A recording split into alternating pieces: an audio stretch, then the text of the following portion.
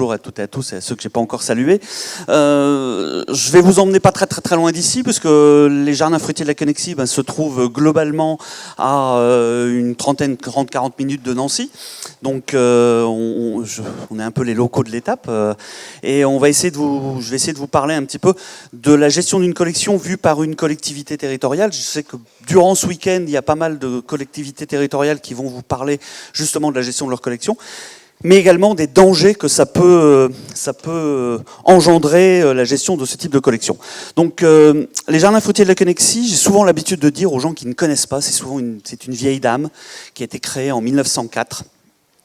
Sous l'annexion allemande, et c'est une verger collection qui fait environ 15 hectares, et nous avons aujourd'hui sur le site un peu plus de 2500 espèces fruitières principalement, même si on a des collections que moi je vais considérer comme un petit peu annexes par rapport aux missions qui sont les nôtres, notamment des collections de pivoine, des collections de rosiers, etc. Mais globalement, on est avant tout sur ce qui se mange, ce qui explique ma silhouette féline de gourmand invétéré. Voilà.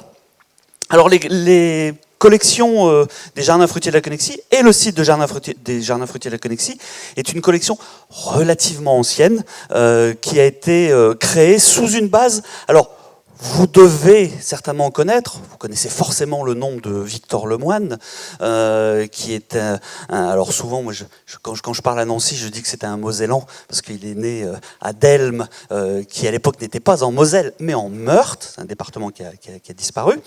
Et donc, les collections des jardins fruitiers de la Connexie n'ont pas été créées avec Victor Lemoine, mais ont été créées tout simplement avec la famille Simon-Louis.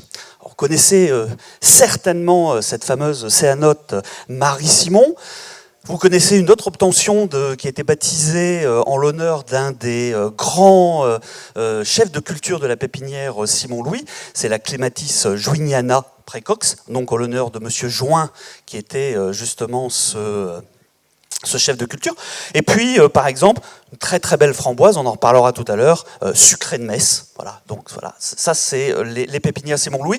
Alors également Populus simoni, qui n'a pas été créé, qui a été ramené de Chine par un des oncles de la pépinière Simon, qui était Eugène Simon, qui était ambassadeur de France en Chine. Alors, on trouve trace de collections fruitières de la famille Simon-Louis aux alentours du XVIIe siècle, 1666. Et il y a énormément d'ouvrages qui ont été réalisés, qui ont été publiés. Quand on gère des collections, on gère aussi des fonds documentaires. Tout à l'heure, Robert en parlait. Il y a des fonds documentaires assez importants. Et nous avons la chance, mais je pense qu'également à Nancy, il y en a pas mal, d'avoir l'intégralité de la collection des catalogues de Simon-Louis et des catalogues Victor Lemoine. Donc ce sont des pièces assez intéressantes. Je ne peux pas citer Victor Lemoine, je ne peux pas citer Simon-Louis sans non plus oublier quelqu'un de très important ici, François Gerbaud. Bon, il y en a plein d'autres, mais je pense que peut-être Frédéric aura l'occasion de vous en reparler un petit peu plus tard. La collection des jardins fruitiers de la Connexie commence d'abord avec la vigne, continue avec la fraise. Il faut savoir que dans le Grand Est de la France, on avait des cultures assez importantes de fraises. Et donc, avec des stages qui étaient organisés, déjà des stages d'initiation à la pratique du jardinage, à la pratique horticole. Ça, c'est assez intéressant de voir. Tout à l'heure, quelqu'un parlait, je crois que c'était Françoise, parlait justement de la jante féminine. Alors, très étonnant, on voit pratiquement que des femmes qui travaillent dans les champs et on voit que des hommes qui se forment. Cherchez l'erreur. Voilà. Alors, 1904, on arrive en 1919, on a fait un voyage dans le temps. Alors aujourd'hui, les jardins fruitiers de la Connexie appartiennent au département de la Moselle depuis 1957. Nous avons plusieurs collections, je vais vous en parler un petit peu plus tard, plusieurs collections, dont 2 qui sont labellisées au CCVS. Nous avons le label Jardin Remarquable depuis l'ouverture du site au public, la réouverture du site au public en 2004. Et puis le label Verger éco-responsable, qui est assez important pour nous parce que ça témoigne aussi de la manière de cultiver et de la manière de respecter notre environnement. Alors ces collections, avant tout les pommes, 711 variétés de pommes, donc c'est quand même une collection assez importante. Il faut savoir que la collection la plus importante à l'heure actuelle au monde est celle de Brochdale en Angleterre, en Grande-Bretagne, donc 3900 variétés. Bon, déjà avec les 711 variétés, je vous avouerai que parfois on s'y perd un petit peu. Donc pommier, 711 variétés, framboisier, 98 variétés, sur lequel on a reçu une quinzaine de nouvelles variétés nord-américaines qu'on est en train de tester, qu'on est en train d'étudier de manière assez précise. Si ça vous intéresse, ce que je pense, enfin, c'était Frédéric qui m'avait posé la question, toutes nos collections sont gérées par le logiciel BGBase, que vous devez peut-être connaître, Botanical Garden Base. Donc on fait partie des personnes qui adhèrent à BGBase, sachant que bon, il y a deux grands logiciels aujourd'hui dans le monde, BGBase et IrisBG. Donc ils sont BGBase ayant été développés par le Jardin botanique d'Édimbourg et qui équipe globalement les grands jardins botaniques, New York, Whistler, Dubaï, Montréal, Shanghai, etc., etc., etc. Collection de poiriers, 150 variétés. Collection de pruniers, 78 variétés. Collection de noyers et collection de noisetiers. Ça, c'est notre conservatoire de plantes. J'ai pas mis dedans les collections de pivoines, etc., qui sont pour nous un petit peu accessoires. Tout à l'heure, Monsieur Turc en parlait. Bon, on a des collections un petit peu également accessoires. Le Jardin des Saveurs, qui est notre vitrine publique, 45 000 visiteurs chaque année, une boutique, un jardin qui se visite avec une vingtaine de jardins thématiques. On a eu pendant longtemps un restaurant au guide Michelin. Et puis, je pourrais en parler parce que tout à l'heure André Rossino a évoqué la question, volonté politique de réduire la voilure, de réduire les finances, et nous avons dû fermer ce restaurant qui était parfaitement rentable. Cherchez l'erreur. Et quelque chose qui est très important pour moi, le conservatoire des savoir-faire. Parce que cultiver des plantes est une chose, garder des savoirs, ça pourrait être aujourd'hui, en matière d'horticulture, en matière de jardin, être au patrimoine immatériel de l'UNESCO, parce que souvent on perd nos savoir-faire, et nous les jardiniers, on a tendance un petit peu à perdre justement ces savoir-faire. Quelques images donc du jardin des saveurs, avec là par exemple notamment l'aspect gustatif, le jardin des fleurs à croquer, le potager d'un curieux où on va montrer un certain nombre de plantes un petit peu inhabituelles pour le grand public, des collections, 5-6 espèces par exemple de Xanthoxylum qu'on va cultiver pour les fruits mais également pour le feuillage, des variétés un petit peu inhabituelles par exemple de Mertensia également, donc tout ce qui se mange puisqu'on est sur le jardin des saveurs. Quand on a créé ce jardin, l'idée était de montrer tout simplement aux enfants que la salade ne poussait pas en sachet et que les fraises ne poussaient pas en barquette. Donc on a essayé de montrer au grand public, avoir une collection c'est assez important, mais avant tout il faut le faire savoir, il faut le montrer, il faut éduquer nos générations. Et j'ai un peu l'impression, je lance un pavé dans la mare, que tous, je vais dire au moins moi, on s'enferme dans nos propres collections, on garde nos collections, et au final on n'arrive pas assez à médiatiser, à faire connaître, à montrer, et à montrer de l'aspect pédagogique sur les nouvelles et sur les futures générations. On montre également des manières de cultiver, on essaie de donner des idées, par exemple sur cette collection de pivoines dont je parlais tout à l'heure, où on montre des idées aux visiteurs, comment gérer par exemple un verger prairie, avec un certain nombre de plantes compagnes sur ce verger. Ça c'est quelque chose qui est photographié mais des milliers et des milliers de fois à chaque fois que nos visiteurs viennent nous rendre visite.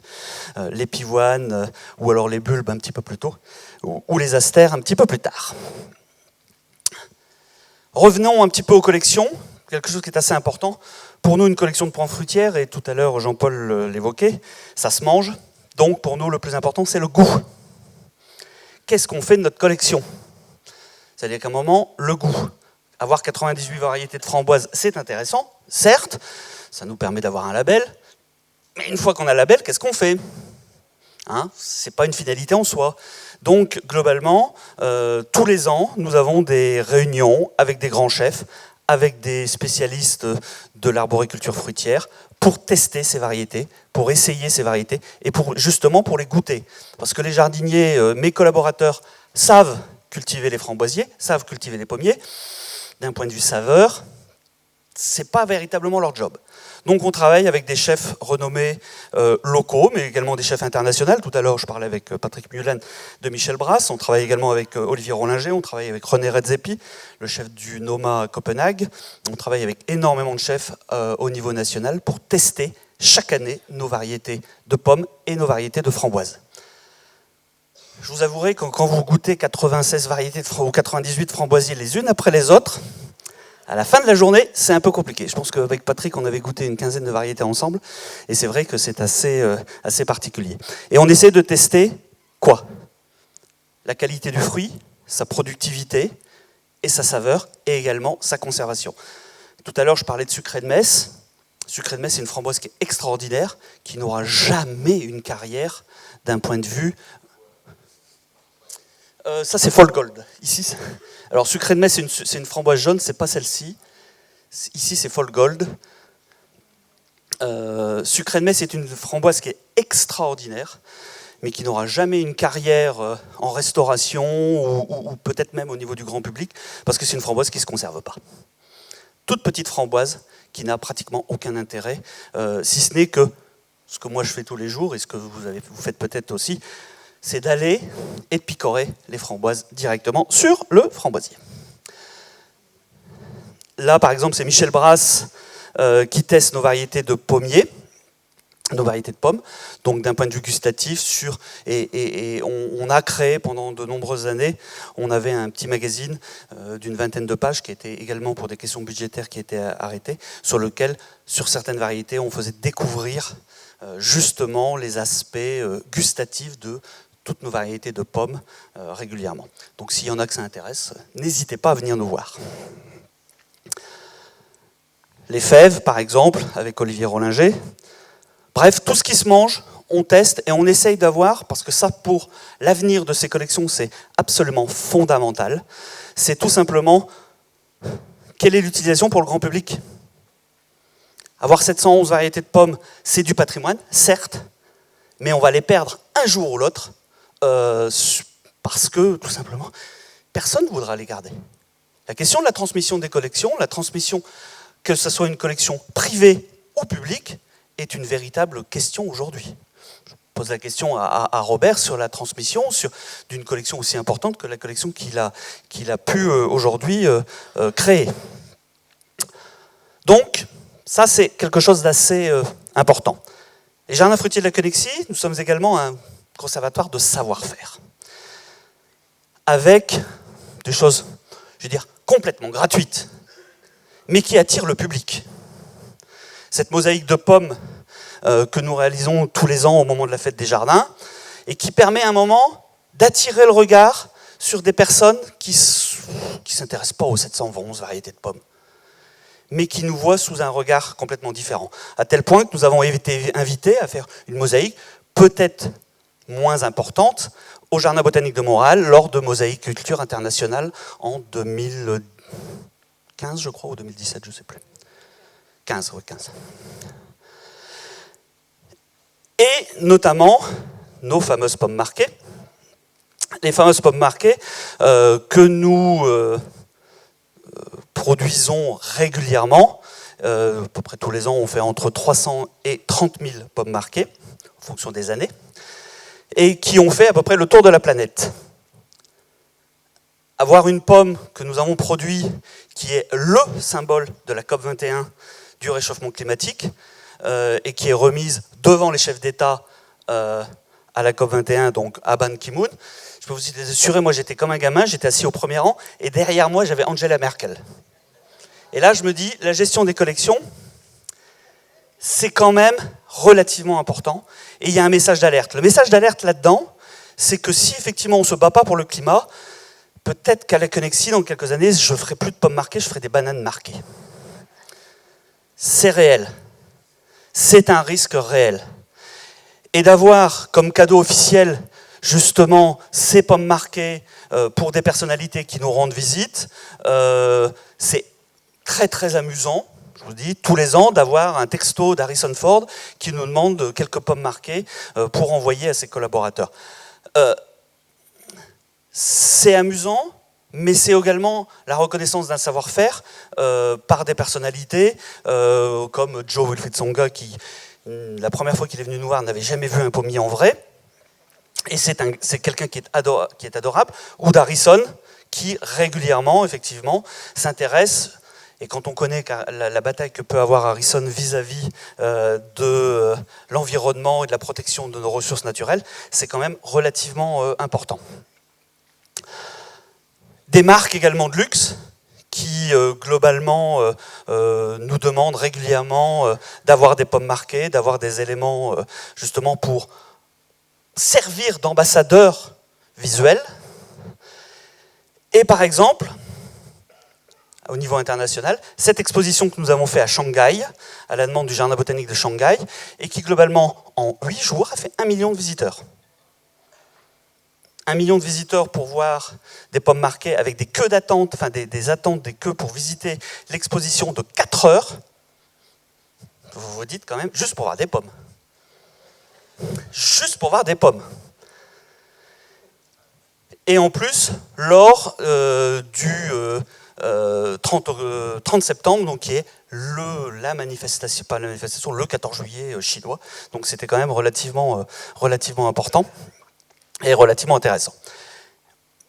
Également, je reviens sur la COP21, lorsque l'image qui est choisie, ça c'est l'image qui a été choisie pour remercier toutes les personnes qui ont travaillé sur la COP21. Bon, on se dit qu'à un moment, gérer des savoir-faire, il y a une reconnaissance. Mais il n'y a pas que ça. Aujourd'hui, moi, le département de la Moselle, qui est mon employeur, qui est le propriétaire des jardins fruitiers de la Connexie, me demande tout simplement d'utiliser les pommes, je pense que on ne parle pas des collections, hein, on parle des pommes, hein, comme un outil de l'attractivité de notre territoire. Tout à l'heure, dans le discours un petit peu d'André Rossido, j'ai senti un peu le même message. J'ai senti un message, je dirais, très positif pour le jardin botanique de Nancy, très positif pour le territoire. Et là, je ressens également, moi, dans la commande qui m'est donnée au quotidien, justement, cette demande de se servir des collections et du jardin uniquement, comme de l'attractivité de mon territoire. Alors l'attractivité, on se dit comment on fait, etc. Ben, on le fait avec des aspects assez particuliers. On a créé, il y a une quinzaine d'années, un espace qu'on appelle le Jardin des Étoiles. L'idée de créer ce jardin m'est venue sur Hollywood Boulevard, où je voyais des étoiles.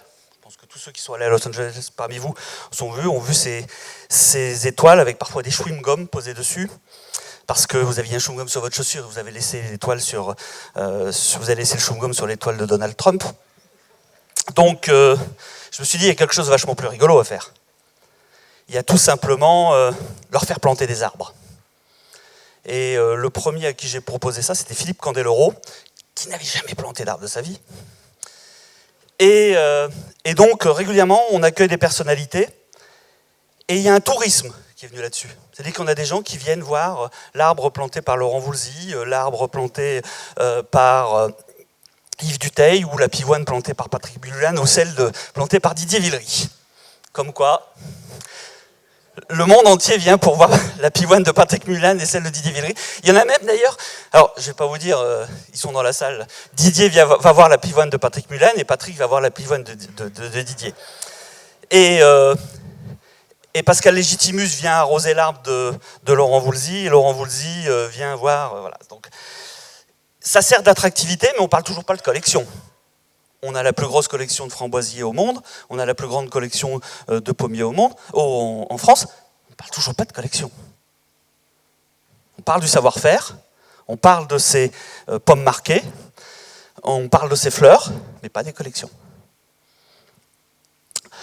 Je sais qu'il y a quelques spécialistes de Magnolia dans la salle.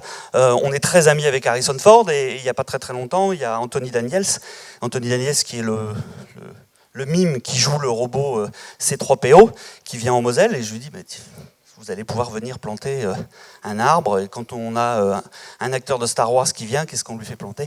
un Magnolia Star Wars, même s'il n'y a pas de relation entre le Magnolia Star Wars et le film.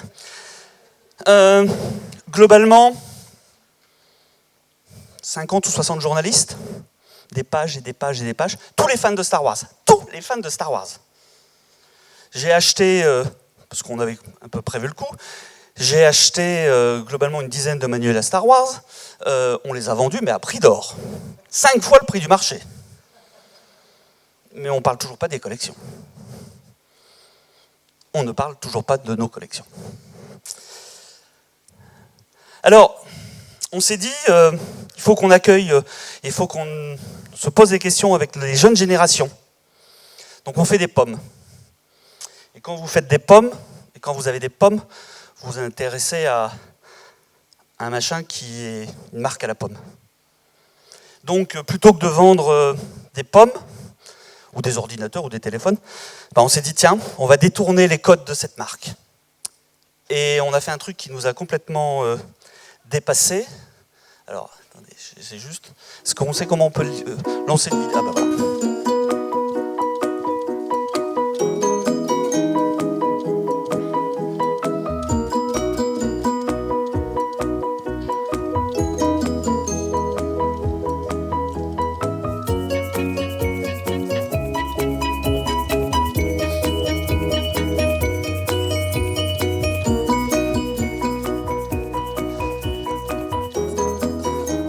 Donc on a essayé tout simplement de sensibiliser les jeunes générations sur ces collections.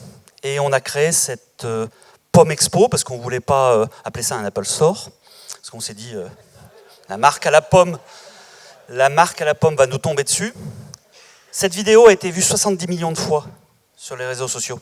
70 millions de fois.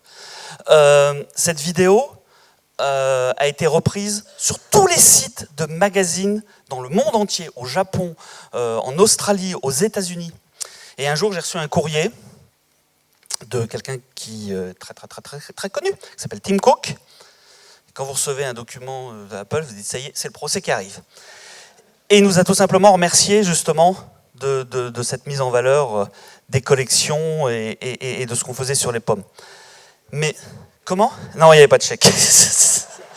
Il n'y avait pas de chèque. Mais on ne parle toujours pas des collections. Parce qu'on a du mal à parler des collections. Donc aujourd'hui, moi je suis à la fois ravi de me trouver parmi vous, je suis à la fois aussi également inquiet, parce que tout à l'heure j'en parlais un petit peu en aparté, sur une gestion d'une collection, quelle est la finalité de la collection? Une fois qu'on a collectionné, quelle est la finalité réelle d'une collection? Patrimoine, on l'a dit, économique, tout à l'heure on l'a dit, passion, on l'a dit également. Mais qu'est-ce qu'on va faire après de ces collections? Quel est le but final? Quelle est la volonté de transmission? Parce que sur du public, on est forcément un jour ou l'autre, nous sommes des fonctionnaires, et on est forcément un jour ou l'autre obligé de répondre à des élus. Et j'ai entendu la passion d'André Rossino sur le monde du végétal. Mais un jour, il y aura des élections, peut-être que M. Rossino, malheureusement, ne sera plus là, et c'est ce que nous, on a vécu. On a eu des changements d'ordre politique, où les changements de moyens ont fait qu'on a eu des changements d'objectifs. Ça, c'est le public. Chez le privé, on a une collection, et il y a beaucoup de collectionneurs primés parmi vous. Qu'est-ce qu'ils vont faire de leur collection? Dans 20 ans, 30 ans, lorsque, à l'automne d'une vie, comment faire pour garder ces collections? Aujourd'hui, nous ne sommes pas, que ce soit en France ou en Europe, nous ne sommes pas aujourd'hui équipés pour justement envisager des avenirs de ces collections de manière sereine. Ceci dit, que cela ne nous empêche surtout pas de continuer à collectionner. Surtout pas. Mais je pense qu'il y a une réelle question à se poser. Qu'on soit dans le privé, que ce soit dans le public. Dans le public, souvent on dit « Ah, vous êtes plein de pognon, vous avez plein d'argent, etc. » Malheureusement, l'État, et je pense que mes collègues qui représentent d'autres collectivités doivent avoir le même problème, l'État a dit que maintenant, toutes les collectivités devaient respecter un pacte de stabilité, pas plus de 1,2% d'augmentation chaque année dans les budgets de fonctionnement. Sauf que quand on sait que les salaires augmentent de 1,4, à un moment, on perd chaque année un peu d'argent. Donc aujourd'hui, l'avenir des collections des Jardins fruitiers de la Connexie reste relativement serein, parce que ça a été créé en 1904, donc il n'y a pas de souci, je pense, majeur. Mais il y en aura probablement un jour ou un autre. Donc on va se tourner vers des sociétés privées, de manière à essayer d'envisager du mécénat, des partenariats, des choses comme ça. Mais il y a un réel, l'avenir des collections qui sont beaucoup plus fragiles que les collections des musées. Globalement, vous mettez une sculpture antique dans un musée, c'est fragile, mais c'est pas aussi fragile que des collections d'hydrangeas, que des collections de framboisiers ou que des collections d'aracées au conservatoire et jardin botanique Jean-Marie Pelt. Donc je pense qu'il y a un réel questionnement que nous devons avoir, que vous devez avoir, sur l'avenir et sur la pérennité de nos collections. C'est un discours qui se termine peut-être un peu pessimiste, mais comme il fait super beau, moi je vous invite véritablement à venir nous revoir dans le Grand Est. Alors, j'ai vu qu'il y avait beaucoup de gens qui venaient de la façade atlantique. Donc vous prenez un TGV, je veux dire à Nantes ou à Rennes, vous arrêtez à Lorraine TGV. On est entre Frédéric et moi, donc on a fait une gare juste pour nous deux, entre La Connexie et Nancy, et vous revenez nous voir au mois de juin, au mois de juillet, au mois de septembre, etc. Et on aura le plaisir, Frédéric ne le sait pas, mais on vous fera envoyer un petit carton d'invitation. Toutes les personnes qui étaient là ce week-end auront bien évidemment l'entrée gratuite pour venir nous voir au milieu de nos fleurs. Merci de votre attention.